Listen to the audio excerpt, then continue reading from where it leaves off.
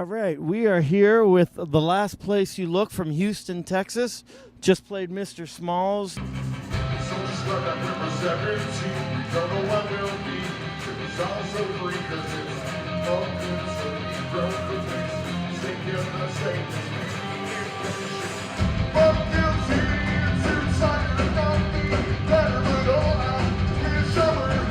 Hey, I'm Derek from The Last Place You Look.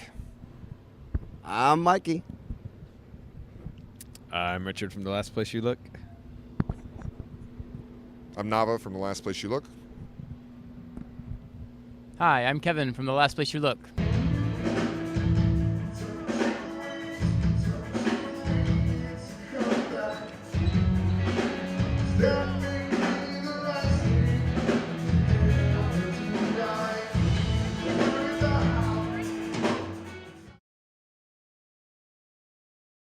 Yeah, I mean, we're very lucky to have bands like Blue October who will take us on the road. You know, we're an unsigned band, and we've always had a DIY attitude, and we've spent a lot of time in a van, and that's what we keep doing. But, you know, we're just lucky to have big bands that will take us out, you know.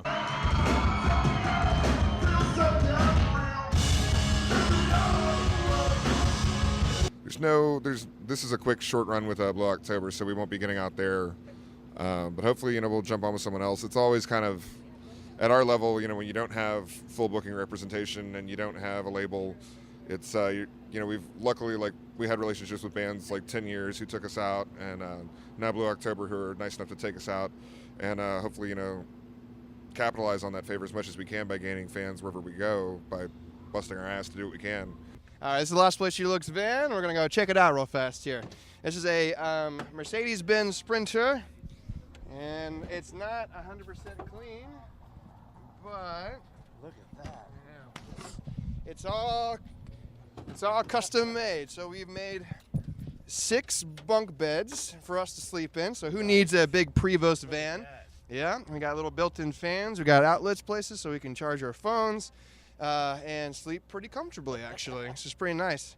The only problem is the hot weather. Sometimes could be a little stifling in there, but you know, for the most part, in you know, Pennsylvania, it's actually pretty nice outside, so we might just sleep in here. So this is The Last Place You Look van, and we've had it for a couple years. We actually got it because we did a Kickstarter to go on tour with 10 Years about a year ago. It was 10 Years and Red Jumpsuit Apparatus, and it was a really amazing experience, and we got this bad boy out of it. So we're very grateful to all of our fans and people that actually helped us out with that. No, the thing about, you know, like I said, when we get lucky enough to get on these tours, because we haven't had as much national exposure, about the time it was time to go back in the studio and write another one, we started getting some more touring. So it was like, well, we could spend money on a new record, or we can finally get it out to bigger audiences and more audiences in further parts of the country. So it's kind of taken a back burner. However, we did record 3 new tracks with Matt Noveski, the bass player from Blue October, and Ryan, their violin player, also guested on some of it as well. Those haven't come out yet. They should be released very soon, and loose plan is that'll be kind of a teaser while we get some things together. We have a lot of demos and a lot of writing we've been doing to develop something we'll probably hopefully have out early next year.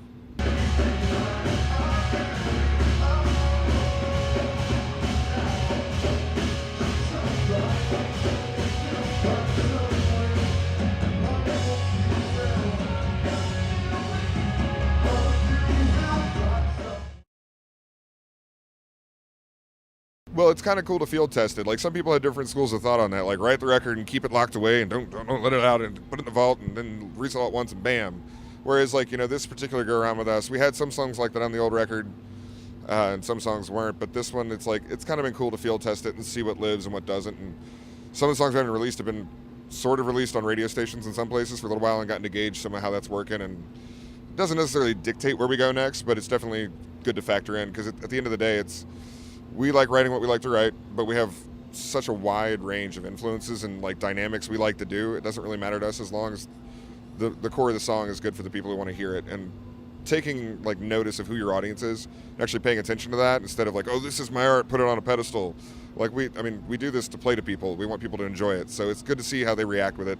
And that helps us gauge like, okay, this kind of works, this kind of doesn't. What can we do here?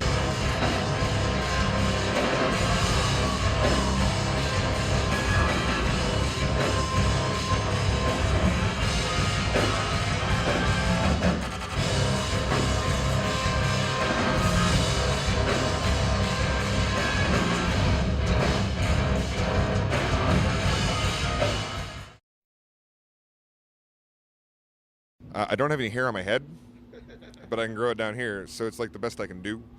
But yeah, people ask like, what's up with that? We're just lazy. It's just kind of a thing. It's funny when we're in Pennsylvania, we get asked a lot if we're Amish, and it's kind of funny given the music that we play. It's like, no, we're not Amish. Sorry. Yeah, no. It's the longest Rumspringer ever, but no. It's just something that kind of started out of personal choice, and then other people started doing it, and then it became like kind of a trademark on a show we did for my birthday. We made a logo out of the beard shape, and it just kind of stuck. So we just kind of keep writing it out. And without a beard, I look like a pedophile. So yeah, I don't really want to do that. The last place you look. Thank you so much. Stick around for Blue October.